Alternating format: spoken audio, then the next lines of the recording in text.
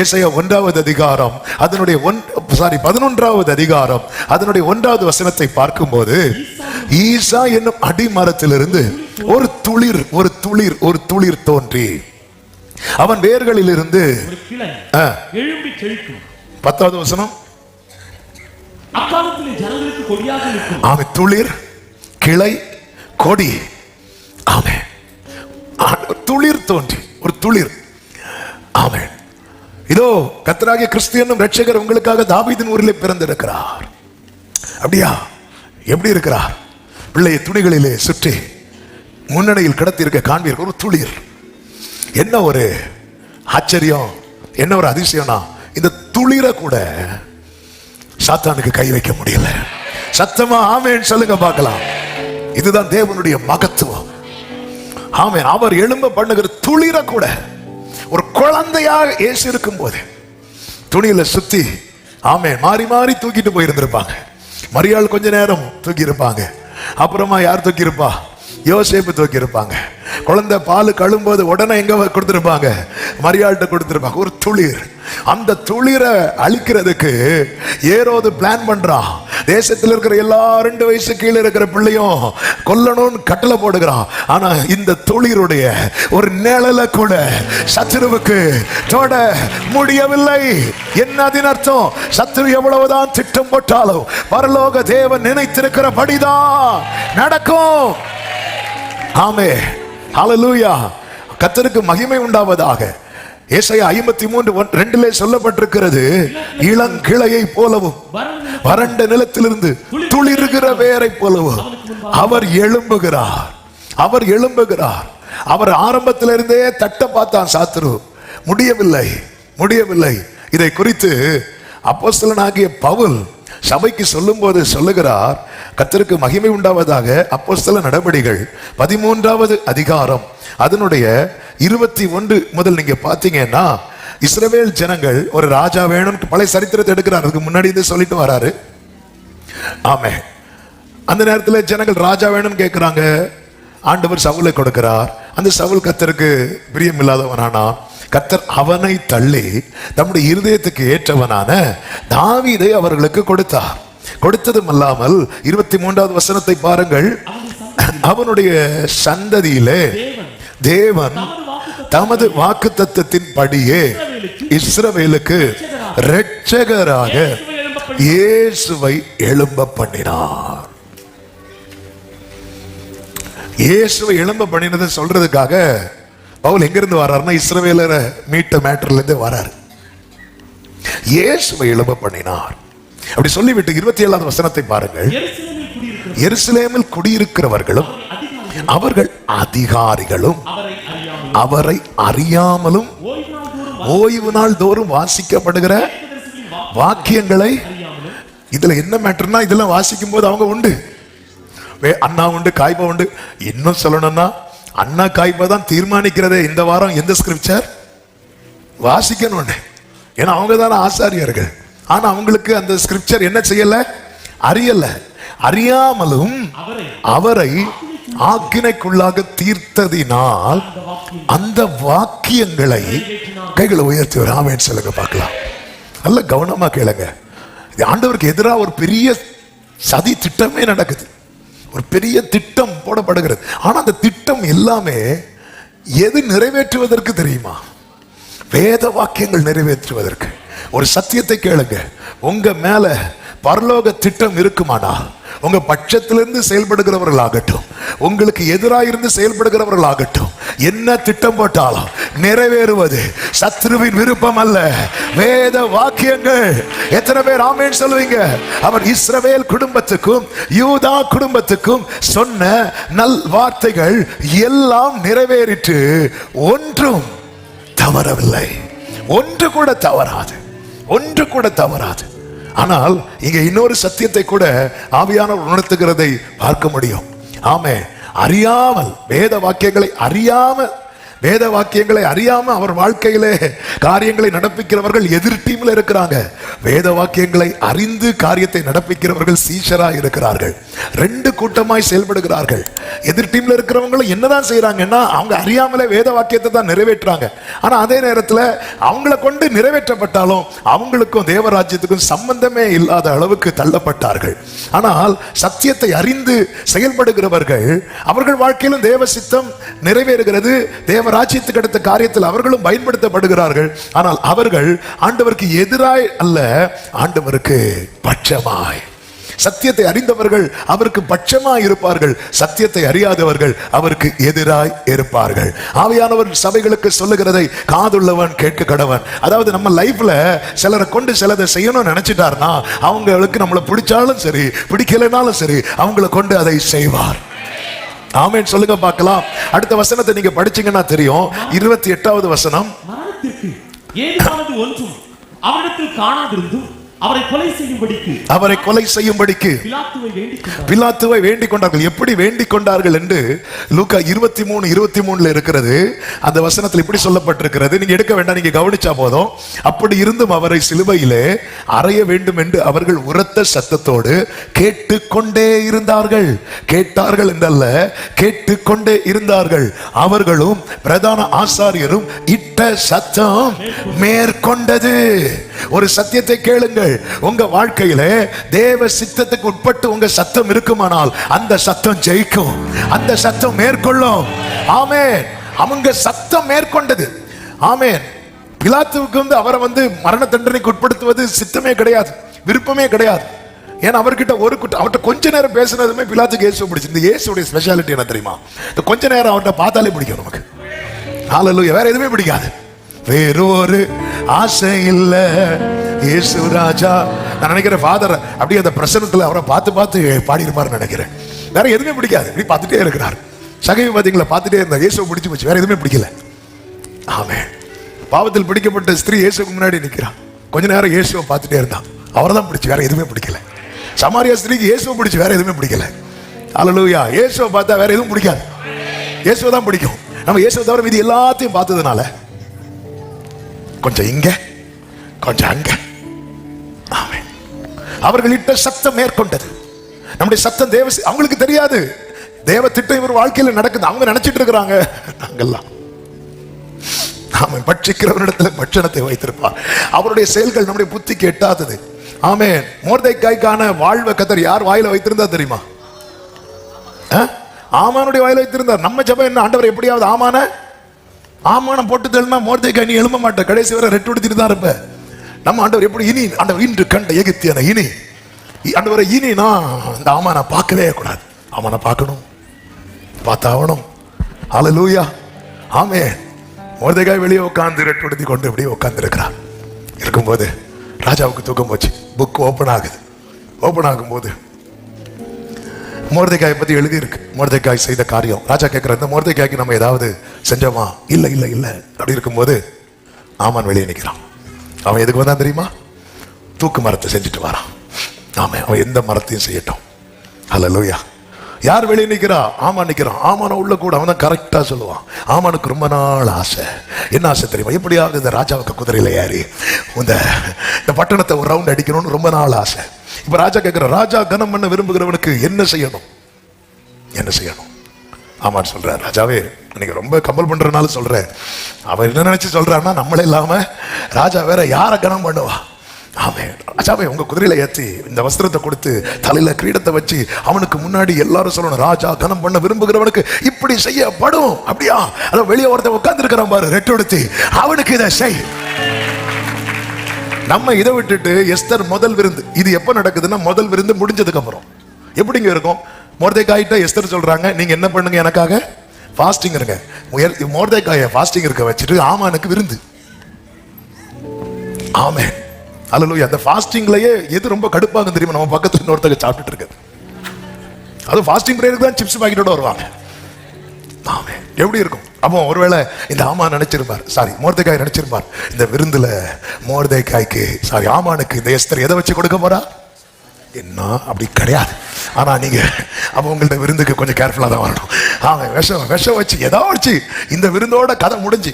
இப்போ ராஜா கேட்கிறார் என்ன கேட்கிறாருன்னா, அப்படி எஸ்தர் ராஜாத்தியே கேளு, நீ ராஜ்யத்துல பாதி மட்டும், அதை ஃபுல்லா, அப்புறம் எவ்வளவு ஞானமா இருக்காரு பாருங்க, ஃபுல்லா கொடுத்து நம்மையே தள்ளிட்டாருன்னா அதனால ராஜ்யத்துல பாதி மட்டும் கேளு. அப்படி கேட்கும்போது என்ன கேட்க போறா, அப்படி கேட்கும்போது ஆமென் ஒருவேளை மோர்தெக்காய் இப்படி ஒட்டு கேட்டுட்டு இருப்பார்.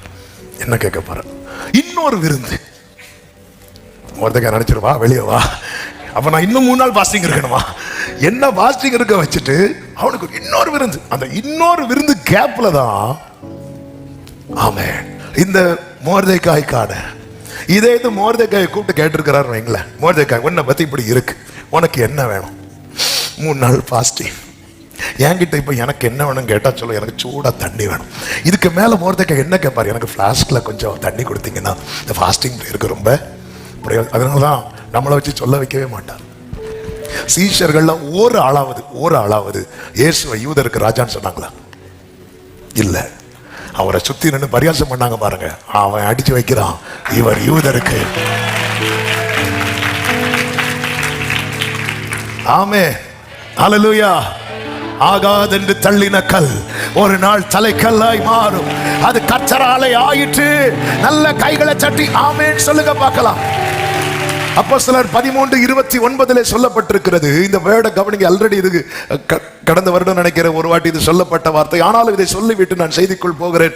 அவரை குறித்து எழுதி இருக்கிறவைகள் யாவையும் அவர்கள் நிறைவேற்றின பின்பு அவரை மரத்திலிருந்து இறக்கி கல்லறையில் வைத்தார்கள். இந்த பகல் வேளையில என கேட்டுக்கொண்டிருக்கிற, சமீபத்திலும் தூரத்திலும் இருந்து கேட்டுக்கொண்டிருக்கிற ஒவ்வொருவருக்கும் சொல்லுகிற செய்தி, தேவனால் தெரிந்தெடுக்கப்பட்ட தேவ பிள்ளையே, உங்களை குறித்து எழுதியிருக்கிறவைகள் யாவும் நிறைவேறின பின்பே கல்லறையில போக கர்த்தர் அனுமதிப்பார். நம்புறவங்க மட்டும் சத்தமா ஹல்லேலூயா. எத்தனை பேர் விசுவாசிக்கிறீங்க இத? என்னை குறித்து எழுதி இருக்கிற யாவையும் கர்த்தர் நிறைவேற்றின பின்பே என் ஓட்டத்தை முடிய வைப்பார். எத்தனை மரண கண்ணிகள் வந்தது, எத்தனை தடைகள் வந்தது, மரணத்துக்கு நமக்கும் சமீபமான எத்தனை தருணங்கள். கர்த்தர் கைவிடவில்லை, கர்த்தர் கைவிடவில்லை. எனவே நாளாகுதே, காத்திருப்பின் காலம் அதிகமாகிறதே, சோர்ந்து போகாதே சகோதரா. அவர் நியாயத்திற்கு ஜெயம் கிடைக்க பண்ணும் வரைக்கும் நெறிந்த நாணலை முறிக்காதவர், மங்கி எறிகிற சிறியை ஆமென் சொல்லுங்க பார்க்கலாம். ஹல்லேலூயா. சிமியோன் சொல்றார், இப்பொழுது அடியேனை சமாதானத்துடன் போக விடுவீர். அவன் போக விடல. எத்தனை முறை இந்த சிமியோன் ஆயத்தமா இருந்திருப்பார். திடீர்னு ஒரு, ஏன்னா வயசானவர்ல, திடீர்னு ஒரு பலவீனம் வரும்போது ஓகே நம்ம எல்லாம் ரெடி பண்ணிடுவோம், போக விட மாட்டாரு. ஏன்னா மேல ஒரு ப்ராஃபஸி இருக்கு. சொன்னது யாரு தெரியுமா? யாரோ வழிபோக்கு அல்ல, கர்த்தருடைய ஆவியானவர். ஹல்லேலூயா ஹல்லேலூயா. உங்க மேல ஒரு வாக்குத்தத்தம் நல்லா புரிஞ்சுக்கோங்க. ஒரு மரண விளிம்பிலிருந்து நீங்க காப்பாற்றப்பட்டு வந்திருக்கிறீங்கன்னா ஆமென், உங்க மேல ஒரு ஒரு நிறைவேற வேண்டிய ஏதோ ஒன்று இருக்கு. Oh thank you Holy spirit.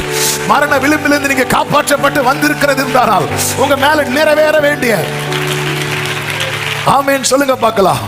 கர்த்தர் நல்லவர், காத்தீரே என்னை கருத்தாக வழுவாமல் என்னை உமக்காக காத்தி.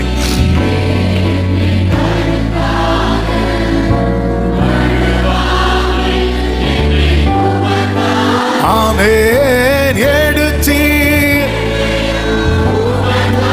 ஹல்லேலூயா எடுத்தீர். ஆமென் கொடுத்தீர் உம்மையும் எனக்காக ஸ்தோத்திரம். ஆமென் இன்றும் என்றும். ஆமென். தேவனோ அவரை மரித்தோரிலிருந்து எழுப்பினார் என்று அப்போஸ்தலர் 13:30 எழும்ப பண்ணினார், எழுப்பினார் நமக்காக. அதனாலதான் பைபிள்ல சொல்லப்பட்டிருக்கு, நமக்கு ஒரு பாலகன் பிறந்தார், நமக்கு ஒரு குமாரன் கொடுக்கப்பட்டார். என் வாழ்க்கையில இயேசு எனக்கு யாராக மாறினார் என்று வேதம் முழுவதும் சொல்லப்பட்டிருந்தாலும் 3 வார்த்தைகளை இந்த நாளிலே ஆவியானவர் காண்பித்த வெளிச்சத்தின்படி சொல்லி ஜெபிக்க விரும்புகிறேன். அந்த மூன்றையும் நான் ஆரம்பத்திலே சொல்லிவிடுகிறேன். 1, மீட்பரானார். 2, மேய்ப்பரானார். 3, மகிமையானார். இந்த 3 எல்லாரும் சத்தமா சொல்லுங்க பார்க்கலாம். மீட்பரானார், மேய்ப்பரானார், மகிமையானார். ஒரு விஷயம் கூட சத்தமா சொல்லுவோமா? மீட்பரானார், மேய்ப்பரானார், மகிமையானார். அவர் மீட்பர். இயேசு என்ற வார்த்தைக்கு அர்த்தமே இரட்சகர், ரட்சிக்கிறவர், பாவத்தில் இருக்கிற மனுக்குலத்தை மீட்டு எடுக்கிறவர், ரட்சிக்கிறவர். அவர் மீட்பரானார். சங்கீதம் 68:15 சொல்லப்பட்டிருக்கிறது, தேவ பர்வதம் பாசான் பர்வதம் போல் இருக்கிறது. பாசான் பர்வதம் உயர்ந்த சிகரங்கள் உள்ளது. அடுத்த வார்த்தை, உயர்ந்த சிகரம் உள்ள பர்வதங்களே ஏன் துள்ளுகிறீர்கள்? அது துள்ளுது, சந்தோஷத்துல துள்ளுது. பாசான் பர்வதம் துள்ளுது. உயர்ந்த சிகரம் உள்ள பாசான் பர்வதம் துள்ளுது. ஏன் துள்ளுறீங்க? ஏன்னா இந்த பர்வதத்தில் வாசமா இருக்க தேவன் விரும்பினார். இந்த பர்வதத்தில் நமக்கு தெரியும், இந்த பாசான் யார் பிடியில இருந்தது என்றால் ஓக் என்கிற ராஜாவின் பிடியிலே இருந்தது. எண்ணாகமம் 21வது அதிகாரத்தின் 33வது வசனத்திலிருந்து பார்த்தீங்கன்னா, பாசானுக்கு போற வழியாய் இஸ்ரவேலர்கள் வராங்க. அப்படி வரும்போது பாசான் ராஜாவாகிய ஓக் என்பவன் என்ன பண்ணுகிறான்னா, அவர்களுக்கு எதிர்த்து யுத்தம் பண்ணும்படிக்கு எத்திரேயுக்கு புறப்பட்டு வருகிறான். அப்படி வரும்போது கர்த்தர் சொல்றாரு, மோசே பயப்படாத, பயப்படாத. இதுக்கு முன்னாடி இருந்தவங்களுக்கெல்லாம் என்ன நடந்துச்சதோ அதுதான் இங்க இவனுக்கு நடக்கும். இதை நான் உனக்கு சுதந்திரமாக தருகிறேன். ஆமென். ஓகு என்கிற சத்ருவின் பிடியில் இருந்த பாசான், தேவன் அதை அதில் வாசமாய் இருக்கும்படி விரும்பினார். விரும்பி அதை அவர் என்ன செய்கிறார் தெரியுமா? யுத்தம் பண்ணி மோசே கொண்டு அங்க ஒரு யுத்தம் நடக்கிறது. அடுத்த வசனத்தை வாசியுங்கள். 34. கர்த்தர் மோசேயை நோக்கி, அவனுக்கு பயப்பட வேண்டாம், அவனையும் அவன் ஜனங்கள் எல்லாரையும் அவன் தேசத்தையும் உன் கையில் ஒப்பு கொடுத்தேன். எமோரியரின் ராஜாவாகிய சீகோனுக்கு நீ செய்தபடியே இவனுக்கும் செய்வாயாக என்றார். அடுத்த வசனம், அப்படியே ஒருவரும் இராதபடிக்கு, சத்துருவில் ஒன்று மீதியாயிராதபடிக்கு எல்லாவற்றையும் வெட்டி போட்டு அவன் தேசத்தை கட்டி கொண்டார்கள். இதுவரை ஓகின் பிடியில் இருந்த இந்த பாசான் தேசம், பாசான் பர்வதம் இப்பொழுது யார் பிடியில் வருகிறது தெரியுமா? இஸ்ரவேல் பிடியில். இது எப்படி வந்தது தெரியுமா? தேவன் இதிலே வாசமா இருக்க விரும்பினார். பாவ பிடியிலும் பாதாள பிடியிலும் இருந்த நம்மை கர்த்தர் தம்முடைய இரத்தத்தினாலே மீட்டு இன்னைக்கு அவருடையவர்களா. இதனால என்ன ஆகுதான்? பாசான் பர்வதங்கள் என்ன பண்ணுது சொல்லுங்க? துள்ளுது. ஆமென். அவ்வளவு சந்தோஷம். ஹல்லேலூயா. நம்ம பாடுறோமே, சந்தோஷமும் சமாதானமும் என் உள்ளத்தில் பொங்குதம்மா, சந்தோஷமும் சமாதானமும் என் உள்ளத்தில் பொங்குதம்மா.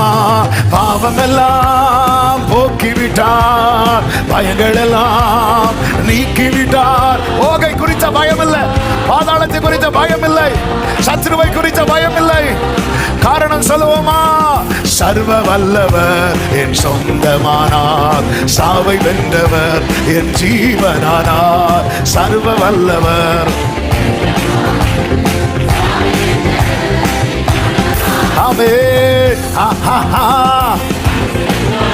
கைகளை தட்டி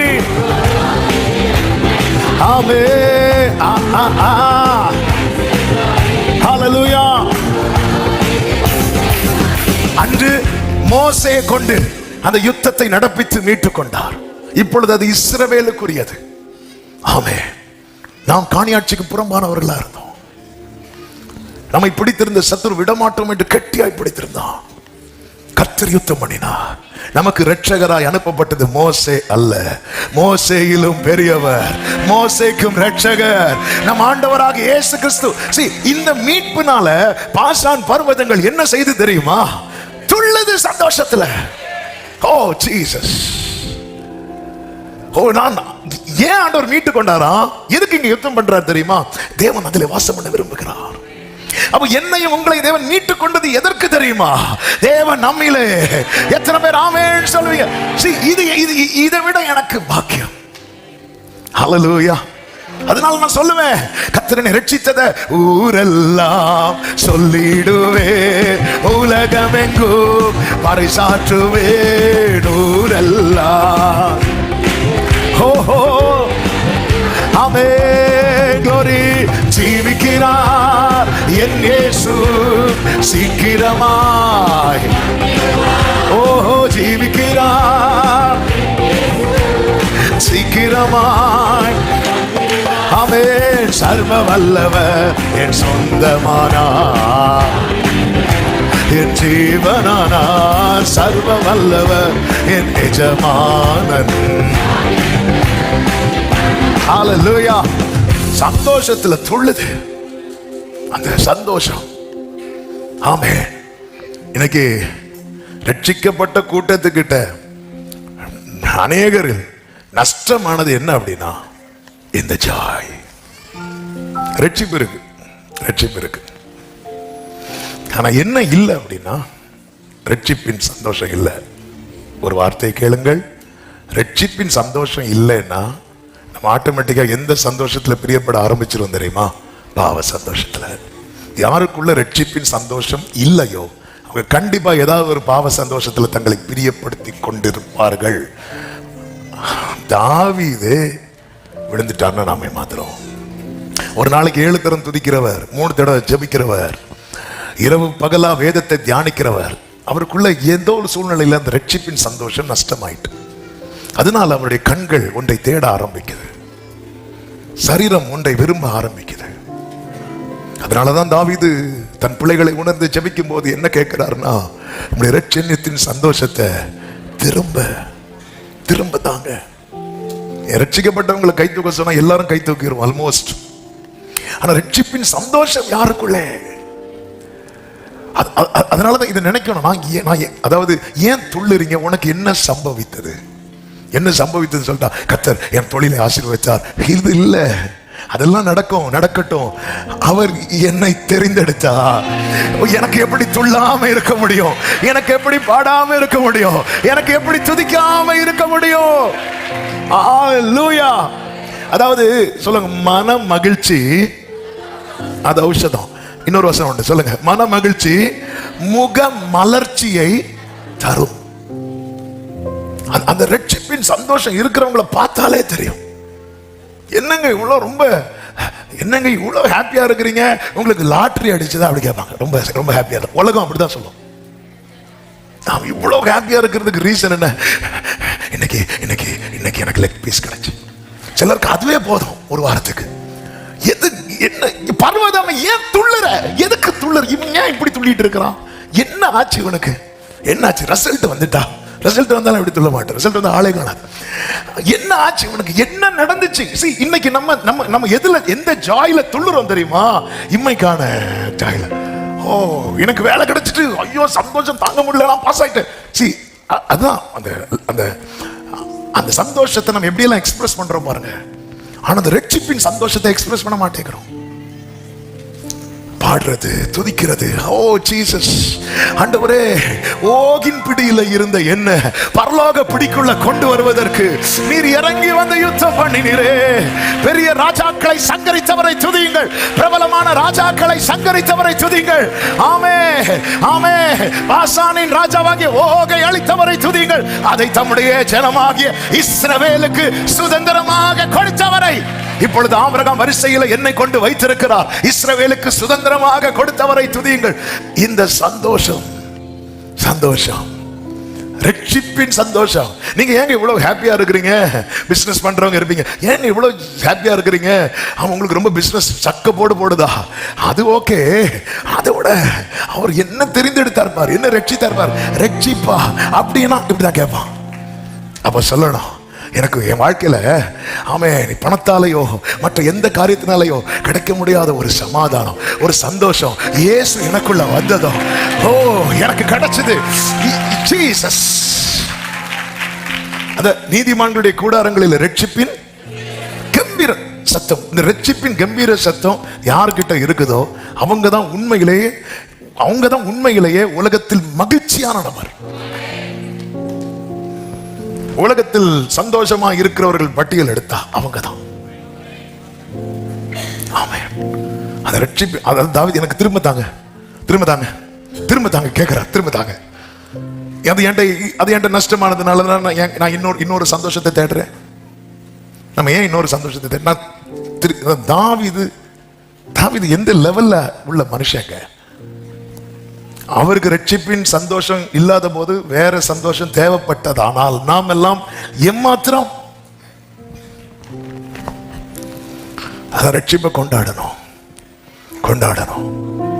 அல்லேலூயா.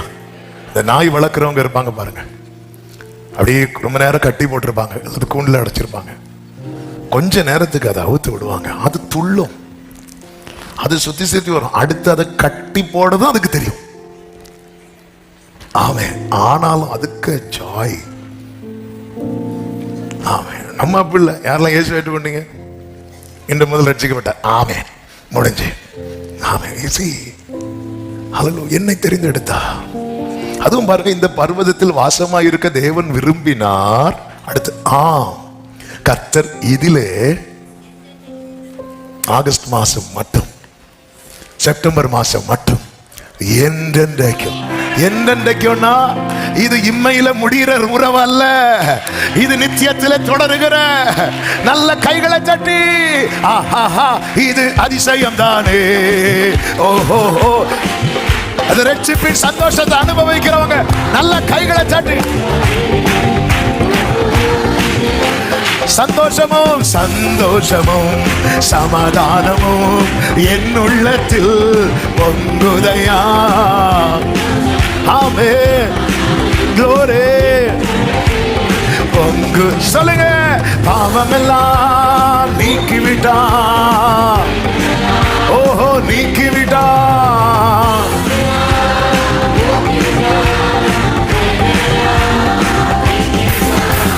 சர்வ வல்லவர் என் சொந்தமானார். ஆமென். சர்வ வல்லவர் என் எஜமானன்.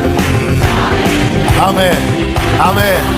ரட்சிப்பின் சந்தோஷம் யாருக்குள்ள பொங்கி வழியுதோ அவங்க கண்கள் பாவத்தை பார்க்க விரும்பாது, அவர்கள் காது தீமையை கேட்க விரும்பாது, அவர்கள் வாய் தீமையை பேசாது, அவர்கள் அவயவங்கள் தீமையான அருவருப்பான காரியங்களை செய்ய துடிக்காது.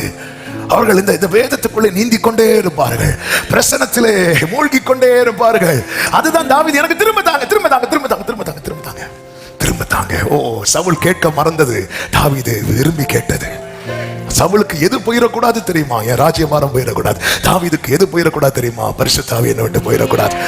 ரட்சிப்பின் சந்தோஷம் எனக்கு எங்கேயோ நஷ்டமானதுனால தானே என் கண்ணு ஒரு தப்பை பார்த்துச்சு. அந்த தப்பை பார்த்ததும் என் கால் அதை செய்ய விரைந்து ஓடினது, என் அவயவங்கள் எல்லாம் அதற்கு நேராய் திரும்பினது. அப்ப நான் எவ்வளவு வீக்கான பர்சன். ஆனா ரட்சிப்பின் சந்தோஷம் எனக்குள்ள இருந்தா இன்னொரு சந்தோஷத்தை நான் ஆட மாட்டேனே. இதுதானே சிலுவையில இயேசு எனக்கு சம்பாதிச்சு கொடுத்தார். ஹல்லேலூயா. ஆமென். நம் கண்கள் இதை காண விரும்புகிறது. தாவீது வாழ்க்கையிலே ரட்சிப்பின் சந்தோஷம் குறைந்த போது விழுந்துட்டார்னா, பேசுகிற நானாலும் கேட்கிற நாமெல்லாம் எம்மாத்திரம். அதை மீட்பதை புரிந்து இது நமக்குள்ளே பாருங்க. உண்மையிலே தேவனை ஆராதிக்கிற தேவ பிள்ளையை போல சமாதானமாய் சந்தோஷமா இருக்கிற இந்த தேவனோட உறவுல இருக்கிறவங்க தலைக்கு மேல பிரச்சனை இருக்கும், ஆனா படுத்து அவங்களுக்கு தூக்கம் வரும். அவங்க பாட்டு வாழ்ந்துட்டே இருப்பாங்க. அவன் உலகமே சொல்லும், இவன் எப்படியும் சூசைட் தான் பண்ண போறான் பாரு. சூசைடா அதெல்லாம் எங்களுக்கு பழுக்கமாய் சவச்சி துப்பிட்டு. ஹல்லேலூயா. ரட்சிக்கப்பட்ட ஒரு தேவ பிள்ளை இது. ஏன்னா நமக்கு அப்ப நஷ்டமாயிட்டு, ரட்சிப்பின் சந்தோஷம் ஒருத்தங்களுக்கு நஷ்டமாயிட்டுன்னா அதுக்கு பொறுப்பு அவங்க தான். அது இவங்களால, ரட்சிப்பு அவங்களாலே கிடைச்சது. மற்ற நம்ம சேலரி ஒருத்தங்க பிடிச்சி வைப்பாங்க, தரமாட்டேன்னு,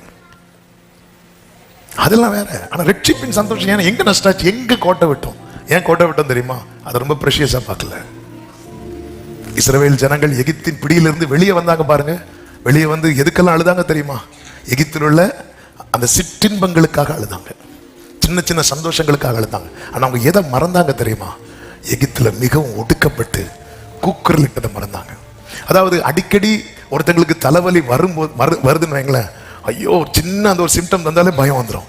ஆனால் 10 வருஷத்துக்கு ஒருக்கா தான் ஒரு ஆளுக்கு தலைவலி வருதுன்னா கொஞ்ச நாள்ல அவங்க என்ன பண்ணுவாங்க தெரியுமா? மறந்துடுவாங்க.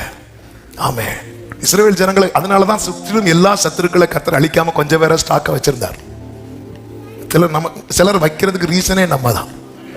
எல்லாரும் அழிச்சா இவன் நம்மளை, அதனால இருக்கட்டும், கொஞ்சம் பேர் அப்படி இருக்கட்டும். கொஞ்சம் தலைவலி கொடுத்தாதான் அவன் வேண்டாம் ரிஸ்க். சிலருக்கு பாருங்க, சில ஃபுட்டு ஒத்துக்காது, உடனே வயிறு பிரச்சனை ஆயிரும். அப்போ தீர்மானிப்பாங்க இனி இந்த ஃபுட்டை சாப்பிடவே கூடாது. அன்னைக்கே கிளியர் ஆயிட்டு அடுத்த நாள் ஆர்டர் பண்ணி சாப்பிட்டு இருப்பாங்க. ஆனா இதே இது கண்டினியூஸா அவங்களுக்கு பிரச்சனை ஆயிட்டே இருக்குன்னா அவங்க ஒரு தீர்மானத்துக்குள்ள வருவாங்க. என்ன தீர்மானத்துக்குள்ள வருவாங்கன்னா, வேண்டாம், எப்பெல்லாம் இதுல கை வைக்கிறோமோ அப்பெல்லாம் நமக்கு பிரச்சனை, வேண்டாம். இது எப்போவாவது பிரச்சனை வர போய், அதனாலதான் துன்மார்க்கனுக்கு அதற்கேற்ற தண்டனை கிடைக்காததுனால அவன் என்ன பண்றான் தெரியுமா? துணிந்து நடக்கிறான். ஆனா தண்டிக்கலையே. ஆனா ஒரு காரியத்தை, ரட்சிப்பின் சந்தோஷம், நான் நஷ்டப்பட்டேன்னா, நான் உண்மையிலே நஷ்டப்பட்டது எதை தெரியுமா? பரலோக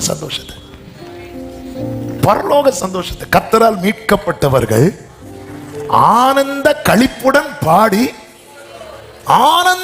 ஆனந்தம் மேலே சந்தோஷம் தான், அடுத்து களிப்பு, அதுவும் சந்தோஷம் தான். ஆமே, அதுவும் இதுவும் எல்லாமே ஒண்ணுதான். ஆனா அதுதான் ஓவரா அந்த ஜாய் வந்து ஓவர்ஃப்ளோ ஆகிறது. ஆனந்த களிப்புடன் அப்படி பாடணும் நினைக்கும் போதே முகெல்லாம் அப்படி மலருது, கண்கள் எல்லாம் தெளியுது.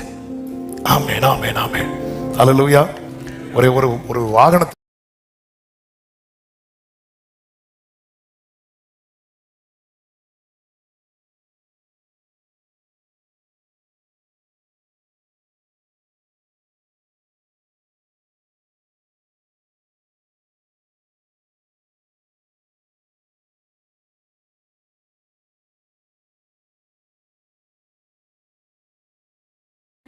இப்படி எல்லாம் வரும். நம்ம சந்தோஷம் பறிக்கப்படக்கூடாது. ஆமே, ஹல்லேலூயா. ஆனந்த களிப்பு. இதுக்கும் நம்மளை சுத்தி இருக்கிற பிரச்சனைக்கு சம்பந்தம் கிடையாது. இதை நல்லா புரிஞ்சுக்கணும். நம்ம இதெல்லாம் எல்லாத்தையும் கூட கனெக்ட் பண்ணி வச்சுட்டு நமக்குள்ள ரட்சிப்பு இருக்கு. ஏன்னா அது 5-10 கொடுத்து வாங்கல, பெரிய கிரயம் கொடுத்து வாங்கி இருக்கிறார். அதனால ஒரு காரியம் வச்சதும் அப்பா நீ கிடையாது அப்படிலாம் சொல்ல மாட்டார். 2 பேர் அவன் நீதிமான் 7 தடவை விழுந்தாலும் எழுந்து அவனை தூக்கி விட தான் பார்ப்பார். ஏன்னா கிரயம் கொடுத்து, ஏங்க ஆமே, கிரயம் கொடுத்து எத்தனை பொருள்ல பழசானால வச்சிருப்போம். ஏன்னா அதுக்கு ஒரு விலை கொடுத்துருப்போம். எங்க அப்பா அடிக்கடி சொல்லுவாங்க, கன்வென்ஷன்லாம் பாட்டுத்தாள் ஃப்ரீயா கொடுத்தீங்கன்னு வைங்களேன், மீட்டிங் முடியதோட ஆமே அந்த பாட்டுத்தாள் அங்கேயே இருக்கும், இவங்க மட்டும் எடுத்துக்கொள்ளப்பட்டிருப்பாங்க.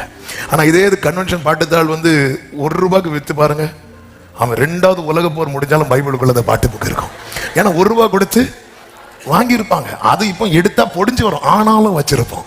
ஏன்னா ஒரு கிரயம் கொடுத்தாலே அதை ஈஸியெல்லாம் தூக்கி போட மாட்டோம். ஆண்டவர் நமக்கு கொடுத்த கிரயம் கொஞ்சம் தண்ணீர் கிடையாது, கடைசி சொட்டு ரத்தம். நான் கிரயத்துக்கு கொல்லப்பட்டிருக்கேன். எதுக்காக? ஏன் துள்ளுற? ஏன்னா அவர் என் வாசமாக இருக்க விரும்பினார். யாருக்கு வேண்டாத என்ன, தூக்கி எறியப்பட்ட என்னை வேண்டும் என்று சொல்லி சேர்த்து கொண்ட நல்ல நேசரே, தூக்கி வேண்டும் என்று சொல்லி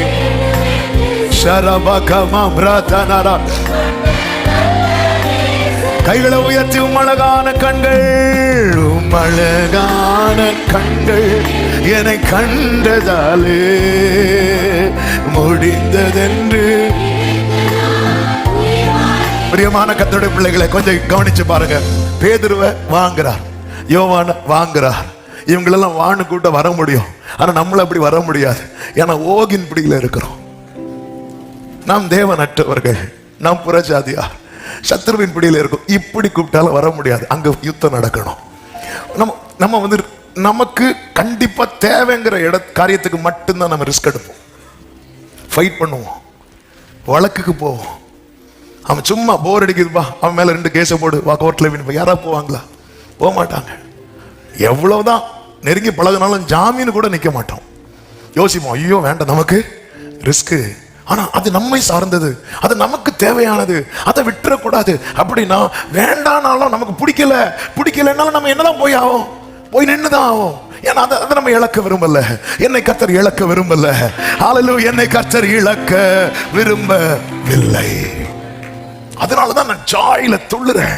அந்த சந்தோஷம் அது. அதனாலதான் ஆண்டவர் நீங்க கேளுங்கள், உங்கள் சந்தோஷம் நிறைவாயிருக்கும்படிக்கு தந்திருக்கிறார். அந்த சந்தோஷம் இன்னைக்கு சபை இழந்திருக்கிறது. இழந்ததுனால மற்ற சந்தோஷங்களை நோக்கி திரும்ப ஆரம்பித்து விட்டது. நாம் எதிலே பிரியப்படுகிறோம்? எது நமக்கு சந்தோஷம்? ஆண்டவர் பாருங்க, பரலோகத்துல எதுக்கு பஞ்சமே கிடையாது தெரியுமா? துதிக்கு பஞ்சமே கிடையாது. ஆமா, அங்க எதுக்கு தான் பஞ்சம்னா துக்கத்துக்கு தான் பஞ்சம். ஏன்னா அங்க என்ன கிடையாது? துக்கம் கிடையாது, துக்கமும் கிடையாது, தூக்கமும் கிடையாது. அது தெரியும் பாஸ்டர். அதனாலதான் நாங்க இங்க நல்லா தூங்கிட்டு அங்க போனா போற தூங்க முடியாது. 24/7 துதிச்சுட்டு தான் இருக்கணும். அதனால இங்க நாங்க அந்த டைம் எதுக்கு வேஸ்ட் பண்ணணும்? அங்க துதிக்கு பஞ்சம் கிடையாது. ஆமே, அப்படி இருந்தும் அவர் மனிதர்களுடைய துதிகளில் வாசம் பண்ண வரார்னா, ஹல்லேலூயா. ஆண்டவருடைய பிரியத்தை பாருங்க, ஆண்டவருடைய பிரியத்தை பாருங்க. தூதர்கள் கவலையே இல்லாம துதிக்கிறாங்க, நம்ம கவலையில துதிச்சிட்டு இருக்கிறோம். அப்ப இந்த துதி ரொம்ப பிரஷியஸ். தூதர்களுக்கு கடன் பிரச்சனை கிடையாது, துதிக்கிறாங்க. நம்ம தலைக்கு மேல கடன் இருந்ததுக்கு அப்புறம் ஆண்டவர் ஆராதிக்க வந்திருக்கிறோம், இது ரொம்ப பிரஷியஸ். தூதர்களுக்கு வியாதி கிடையாது, துதிக்கிறாங்க. நமக்கு உச்ச தலை முதல் உள்ள கால் வரை வியாதியை வச்சுட்டு ஆண்டவரே நீர் நல்லவர்னு சொல்றோம். ஆமே, தூதர்களுக்கு சத்துருக்கள்லாம் கிடையாது, அவங்களுக்கு ஒரு பிரச்சனை கிடையாது. ஆனா முற்புறத்திலும் பிற்புறத்திலும் நெருக்கப்பட்டு துன்பத்தில் நடுவில் நடந்த போதும், மரணங்களின் பள்ளத்தாக்கில் நடந்த போதும், கண்ணீரின் பள்ளத்தாக்கில் நடந்த போதும் என் இயேசு நல்லவர் என்று சொல்லி துதிக்கிற துதிகளிலே அவர் வாசம் பண்ணுகிறார். ஹல்லேலூயா, ஹல்லேலூயா. ஆமென். அந்த மீட்பு, அவர் எனக்கு மீட்பரானார், அவர் எனக்கு மீட்பரானார். சந்தோஷம் பொங்குதே, சந்தோஷம் பொங்குதே. நம்ம இதெல்லாம் பாட மாட்டோம், ஏன்னா இது சின்ன பிள்ளைங்க பாட்டு. நம்ம இதெல்லாம் பாட மாட்டோம். அப்போ எதுதான் பாடுவோம்? பரலோகமே சொந்தமே. ஐயோ நம்ம இடையில நம்ம இடையில பாடும். எது? என் வீட்டில் ஆகாரம் குறைவில்லை, சின்ன தின்னு நான் வச்சுக்கோ. நம்ம இந்த இடையில தான் அடிப்போம். ஹல்லேலூயா. ஆமென். எனக்கு சந்தோஷம் ஏன் தெரியுமா? இயேசு என்னை ரட்சித்தார், முற்றும் என்னை மாற்றினார். சந்தோஷம் என்னில் பொங்குதே. பாடுவோம், சந்தோஷம் பொங்குதே. ஆமென்.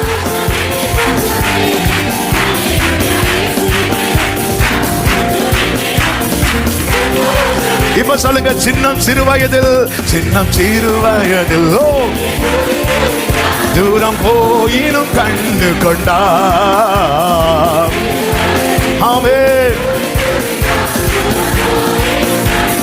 ஹல்லேலூயா. தமது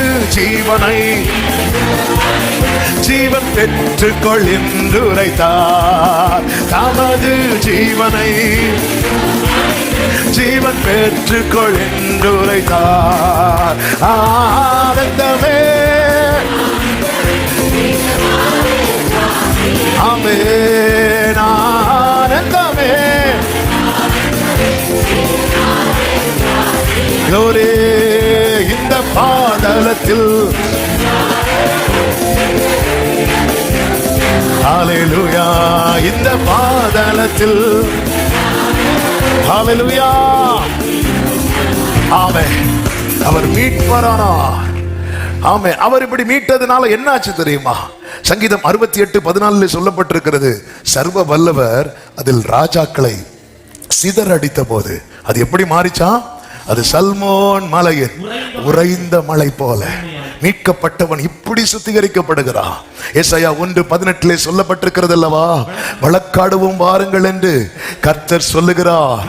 உங்கள் பாவங்கள் சிவேர் என்று இருந்தாலும் உறைந்த மலை போல வெண்மையாகும், அவைகள் இரத்தாம்பர சிவப்பா இருந்தாலும் பஞ்சை போல. இதுதான் மீட்கப்பட்டவன். இந்த உறைந்த மலை போல வெண்மை இருக்கல்லவா. தானியேல் ஆமென் 7:9 தானியேல் ஒரு காட்சி பார்க்கிறார். அதுபோல வெளிப்படுத்தல் 1வது அதிகாரம் 13-14 யோவான் ஒரு காட்சி பார்க்கிறார். அது நம்ம ஆண்டவராக இயேசு கிறிஸ்து. அவர் எப்படிப்பட்டவராய் இருக்கிறார் தெரியுமா? உறைந்த மலையில் வெண்மயமானவராய்.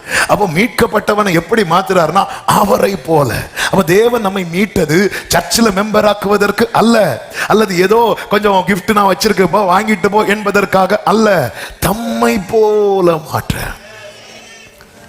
ஹல்லேலூயா, ஹல்லேலூயா, ஆமென், ஆமென். நாம் பாடுவோமே, என்னையும் உம்மை போல் மாற்றிடவே உம் ஜீவன். அப்ப நம்ம ரத்தத்தால கழுவப்படும் போது நம்ம கிட்ட என்ன வெளிப்படுது அப்படின்னா கிறிஸ்துவின் சாயல். இதை தக்க வைக்கதான் பரிசுத்த ஆவியானவர் நமக்கு கொடுக்கப்படுகிறார். இந்த ஜீவ மார்க்கத்தில், இந்த சத்தியத்தில் நம்மை நடத்துகிறார். டே பை டே நம்ம கிறிஸ்துவின் சாயல்ல வளர. அதனாலதான் அவர் எனக்கு மீட்பரானார். கிறிஸ்து எனில் எப்பொழுதுமே ஓங்கி இருக்க வேண்டும், கிறிஸ்து எனில் எப்பொழுதுமே வளர வேண்டும், கிறிஸ்து எனில் எப்பொழுதுமே உயர்ந்திருக்க வேண்டும், கிறிஸ்து எனில் எப்பொழுதுமே எழுந்தருள வேண்டும். ஆமென். கர்த்தர் நம்மை அப்படியே அவரை போல 2000 வருஷத்துக்கு முன்னாடி இயேசு இந்த பூமியில வந்தார்ல, அவர் எப்படி வந்தாரோ அப்படி நாம இனி அவரை தரிசிக்க போறது கிடையாது. நாம இனி எப்படி தரிசிக்க போறோம் தெரியுமா? அவர் எப்பொழுதும் எப்படி இருப்பாரோ அப்படி தரிசிக்க போறோம். 2000 வருஷத்துக்கு முன்னாடி வந்த இயேசுவை எல்லாரும் பார்க்கலாம். யூதாசும் பார்க்கலாம், பிலாத்துவும் பார்க்கலாம், ஏரோதும் பார்க்கலாம். இனி வர இயேசு அப்படி எல்லாருக்கும் பார்க்க முடியாது. அவங்க கண்ணில் அது தாங்காது. அவர் 10,000களில் சிறந்தவர். ஆமென். அவர் சேரக்கூடாத ஒளியில் வாசம் பண்ணுகிறவர். ஆனால் அவருடையவர்களை அவர் ஒரு இமை பொழுதிலே மறுரூபப்படுத்தி அவரை போல. இது பாக்கியம். நேரம் அதிகம் போகிறதுனால. 2வது, அவர் மேய்ப்பரானார். அதே எசேக்கியேல் 34வது அதிகாரம் 22-23 வசனங்களிலே சொல்லப்பட்டிருக்கிறது. நான் என் ஆடுகளை இனி சூறையாகாதபடிக்கு ரட்சித்து ஆடுகளுக்கும் நியாயம் தீர்ப்பேன். அவர்களை மேய்க்கும்படி என் தாசனாகிய தாவீது என்னும் ஒரே மேய்ப்பனை நான் அவர்கள் மேல் விசாரிப்பா இருக்க ஏற்படுத்துவேன். இங்கே யாரை குறித்து சொல்லப்பட்டிருக்கிறது என்றால், தாவீது என்று மென்ஷன் பண்ணாலும் சொல்லப்பட்டது தாவீதின் குமாரனாய் வந்த ஆண்டவராகிய இயேசு கிறிஸ்துவை. எனவே தான் அடுத்த வார்த்தை பார்க்கும்போது சொல்லப்பட்டிருக்கிறது, இவர். தாவீதை குறித்து சொல்லப்பட்டிருந்தால் இவன் என்று சொல்லப்பட்டிருக்கும். இல்ல, இவர் அவர்களை மேய்த்து இவரே அவர்களுக்கு மேய்ப்பனாயிருப்பார். கைகளை உயர்த்தி ஆமென் சொல்லுங்க. எனவேதான் சங்கீதம் 103 சொல்லப்பட்டிருக்கிறது, நாம் அவர் ஜனங்களும் அவர் மேய்ச்சலின். சங்கீதம் 95:7 என்ன சொல்லப்பட்டிருக்கும் தெரியுமா? அவர் கைக்குள்ளான ஆடுகள். அவர் கைக்குள்ளான ஆடுகள். அதுதான் பேதுருவை கொண்டு ஆவியானவர் எழுதி வைத்திருக்கிறார். அவருடைய பலத்த கைக்குள்ளே, அவர் கைக்குள்ளே இருக்கணும், அவர் பிடியில இருக்கணும். ஒரு விஷயம், நம்ம பாரதிபுரம் தாண்டி ஆலம்பாறை ரோடு, அந்த ரைட் சைடு ரோடு எடுத்து போயிட்டு இருக்கும் போது திடீர்னு பார்த்தீங்கன்னா ரோட்ல ஃபுல்லா அந்த ஆட்டு மந்தை, அந்த ரோடு ஃபுல்லா பிளாக் ஆகி அப்படி நிற்குது. எங்க கார் நிற்குது, வேற வண்டி வருது, ஆப்போசிட்ல வண்டி வருது. அந்த ஆடுகள் இந்த ஹார்ன் சவுண்ட்லாம் கேட்டு கொஞ்சம் திணறி அப்படி நிற்குது, எங்க போகணும்னு தெரியாம. மக்கள் ஹார்ன் அடிக்க ஆரம்பிச்சிட்டாங்க. அந்த மேய்ப்பன் எங்கிருந்து வந்தாருன்னு தெரியல. லெஃப்ட் சைடு பள்ளம் போல இருக்கு, கீழே வயல், அங்கங்கே வீடுகள். ரைட் சைடு அதே போல. எங்க ஒளிச்சிருந்தாரு, எங்கிருந்து வந்தாரு? நேர வந்து ஒரு சவுண்டு விட்டு கையில ஒரு குச்சி வச்சு லைட்டா ஒரு ஆடை இப்படி தட்டி இப்படி காட்டினார் பாருங்க. ஃபியூ செகண்ட்ஸ்ல அந்த ஆடெல்லாம் அடுத்த சைடு போயிட்டு ரோடு கிளியர் ஆயிட்டு. ஆமே. எனக்கு அந்த காட்சி வந்து ரொம்ப ஆச்சரியமா இருந்துச்சு. நல்ல கவனி. அவருடைய கைக்குள்ள நம்ம இருக்கிறோம்னு எங்களை, நம்ம எந்த இடத்துல திணறி இருந்தாலும் ஃபியூ செகண்ட்ஸ்ல ஆண்டவர் கிளியர் பண்ணிடுவார். ஹல்லேலூயா. ஒரு ஒரு ஒரு உலக பிறகு ஒரு மனுஷனுக்கு அத்தனை அவ்வளோ ஆடுகள் இருந்து, எப்படி அவர் 50க்கு மேல ஆடுகள் இருந்திருக்கும். ஆமே. அப்படியே வந்து ஒவ்வொரு ஆடுக்கும் கொஞ்சம் டைம் ஸ்பெண்ட் பண்ணி இருந்து, இல்ல அழகா ஒரு சவுண்ட் விட்டாரு, அப்படியே கிளியர் ஆயிட்டு. ஆமே. அப்படி கைக்குள்ளான நமக்கு ஒரு நிஜம், அவர் பிடியில தான் இருக்கிறேன். அதனாலதான் தாவீது சொல்றார், சத்துருக்கள் என்னை சூழ்ந்திருந்தாலும் நான் படுத்து நித்திரை செய்தேன், விழித்துக் கொண்டே நீர் என்னை தாங்குகிறீர். உம் வலக்கரமோ என்னை தாங்குது. ஆண்டவர் உங்க கைக்குள்ள, நான் உங்களுடைய கைக்குள்ளான ஆடு. அதனாலதான் முற்புறத்திலும் பிற்புறத்தில் என்னை நெருக்கி உமது கரத்தை என் மேல். எனக்கு எத்தனை பேருக்கு நாம ஒரு மேய்ச்சலின் ஆடுன்னு சொல்லுவோம். எத்தனை பேர் சொல்ல முடியும்? கைக்குள்ளான ஆடு, கைக்குள்ள இருக்கிற ஆடு. அவர் கைக்குள்ளான, அவர் பிடியில தான் இருப்பேன், அவர் பிடியில சொல்ல முடியுமா? அவர் அமர்ந்த தண்ணீர் அண்டையில் கொண்டு போய் விடுகிறார். இஸ்ரவேல் ஜனங்களை அந்த தண்ணீரின் அனுபவத்தை நடத்தினதை ஆவிக்குரிய கண்ணோட்டத்தோடு பார்த்தால் ரொம்ப ஆச்சரியமா இருக்கும். மாறா பக்கத்துல கொண்டு போறார். அந்த மாறாவை மதுரமாக்கிட்டு என்ன சொல்லுவார் தெரியுமா? நானே உன் பரிகாரியாகிய கர்த்தர். அப்போ அவர் தண்ணீரண்டை கொண்டு போறது நமக்கு சௌக்கியம், ஆரோக்கியம் வர பண்ண. ஏலி நீரூற்றண்டை கொண்டு போகிறார். அது செழிப்பை காண்பிக்கிறது, அது ஆசீர்வாதத்தை காண்பிக்கிறது. அவர் மேய்ப்பனா, அவர் கைக்குள்ளான ஆடுகளுக்கு சௌக்கியத்தை, ஆரோக்கியத்தை கொடுப்பது அவருடைய சித்தம், ஆசீர்வாதத்தை கொடுப்பது அவருடைய சித்தம். கண்மலையிலிருந்து தண்ணீரை புறப்பட பண்ணினார். யாரும் செய்யாது, யாருக்கும் அறியாதது. இது அதிசயம். அவருடைய கைக்குள்ளான ஆடுகளுக்கு அதிசயம் செய்வது அவருடைய சித்தம். அது மாத்திரமல்ல, கர்த்தருக்கு மகிமை. வெளிப்படுத்தல் 7:17 சொல்லப்பட்டிருக்கிறது, ஜீவ தண்ணீர் உள்ள ஊற்றண்டைக்கு நடத்துவார். ஆமென். இனி அவர்களுக்கு ஒரு பசி இருக்காது, தாகம் இருக்காது, வியாதி இருக்காது. ஆமென். ஜீவ தண்ணீர்.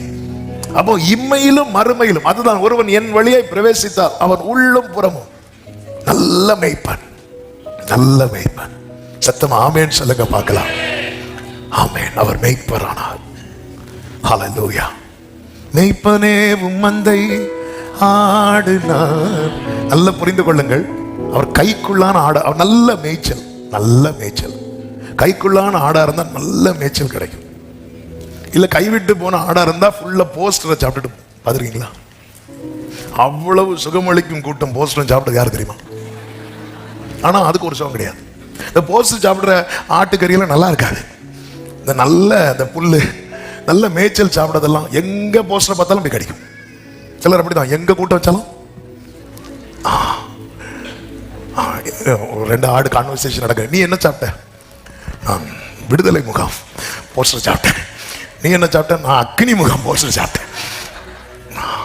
ஒரே போஸ்டர் எங்க பார்த்தாலும். ஏன்னா போஸ்டர்ஸ் இருக்கனால பல ஆடுகளுக்கு வாழ்க்கை போயிட்டு இருக்கு.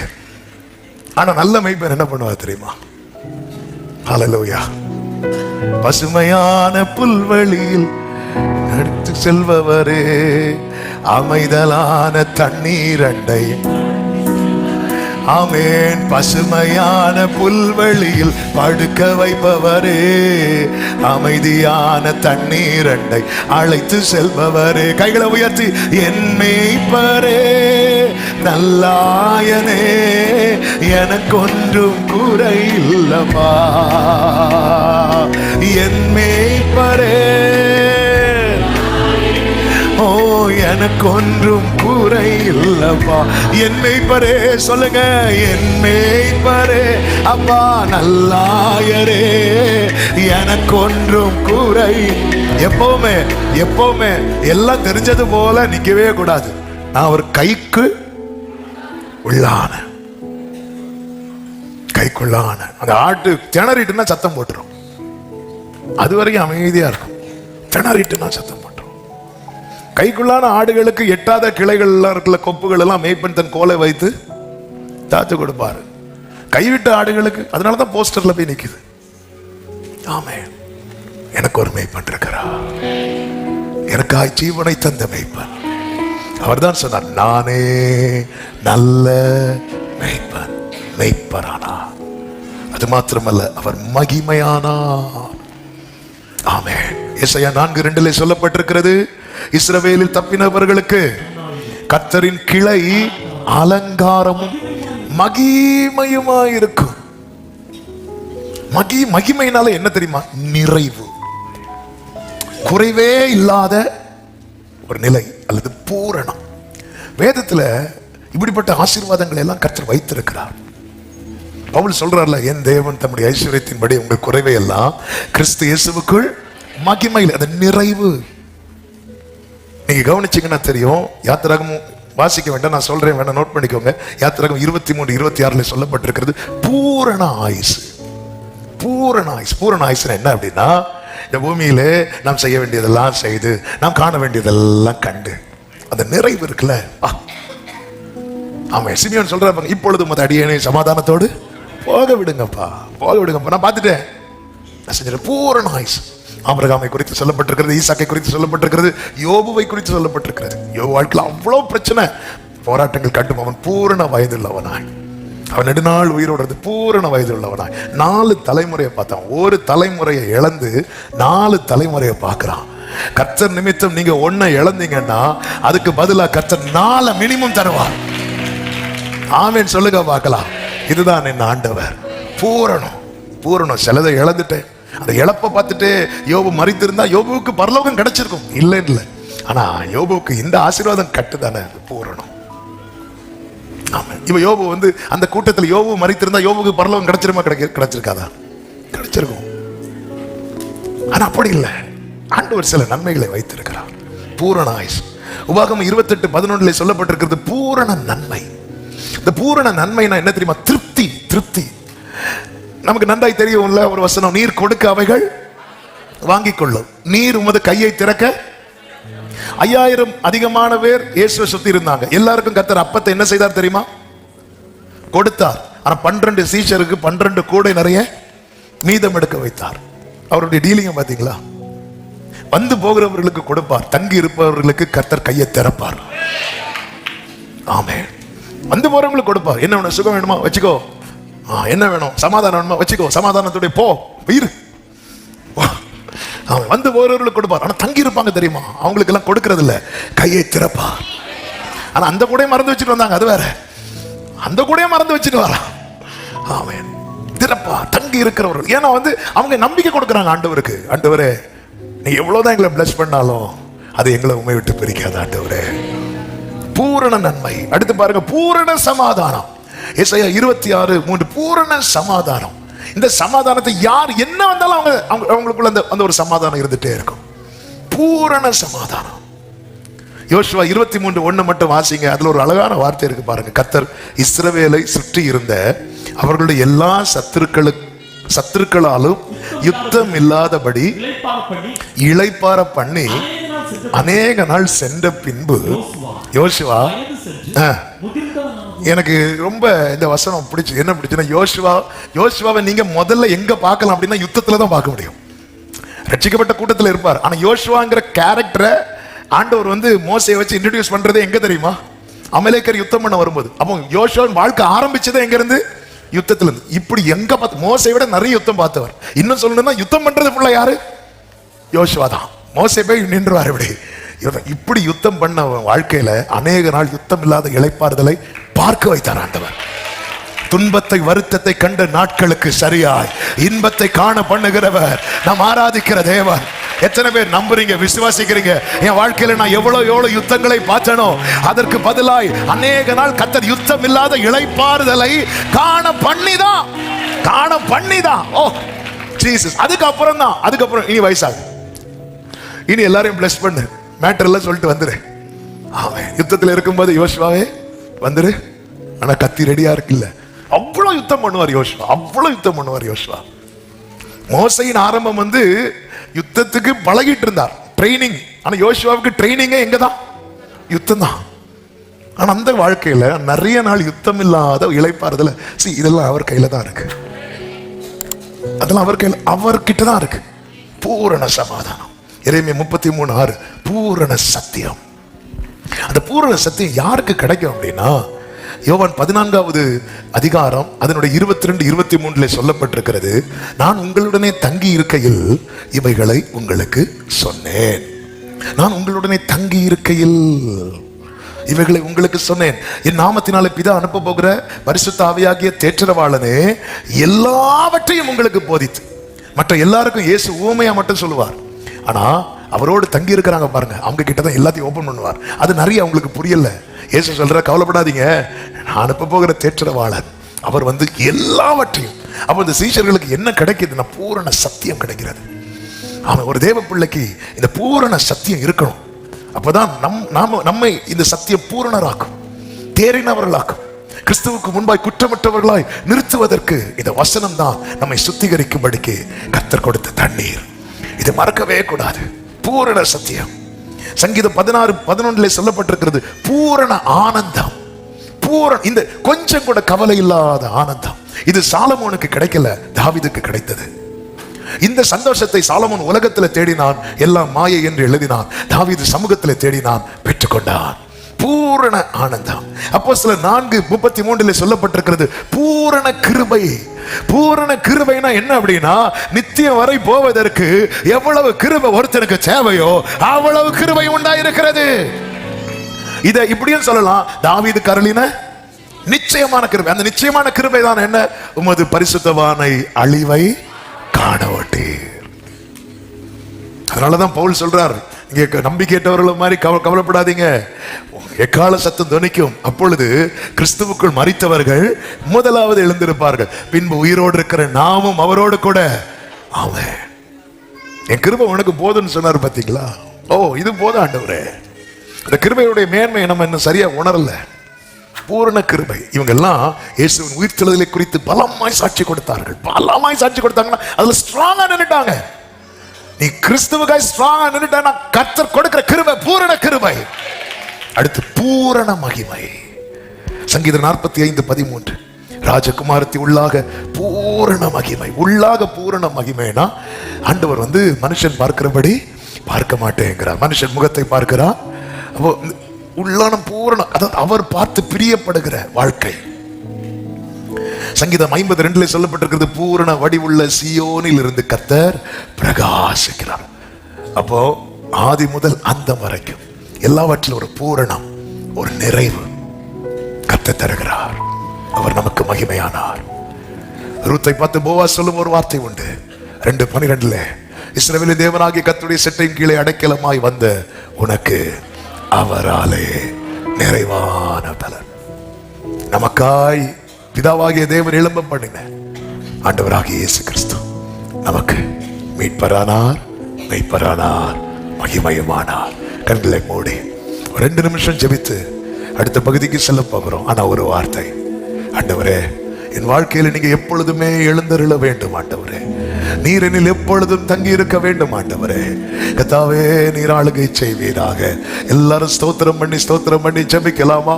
ஹல்லேலூயா, ஹல்லேலூயா, ஹல்லேலூயா. வாழ்ந்தாலும் உம்மோடுதான், மரித்தாலும் உம்மோடுதான்.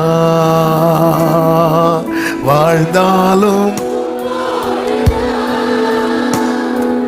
மரித்தாலும் உம்மோடுதான். உமக்காகத்தானே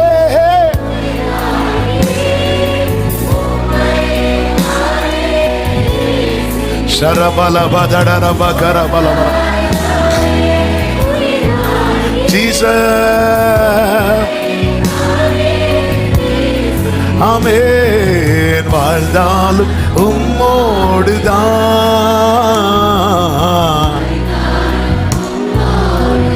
வலது கரத்தை வானத்துக்கு நேராக உயர்த்தி இடது கரத்தை இருதயத்தில் வைத்து ஒரே ஒரு வார்த்தை, அப்பா என் வாழ்க்கையில நீர் எழுந்தருளி நீர் ஆளுகை செய்யணும் அப்படின்னா என் லைஃப் பூரணமாக ஆண்டவரே, என் வாழ்க்கை பூரணமாக ஆண்டவரே. நான் உம்முடைய கைக்குள்ளான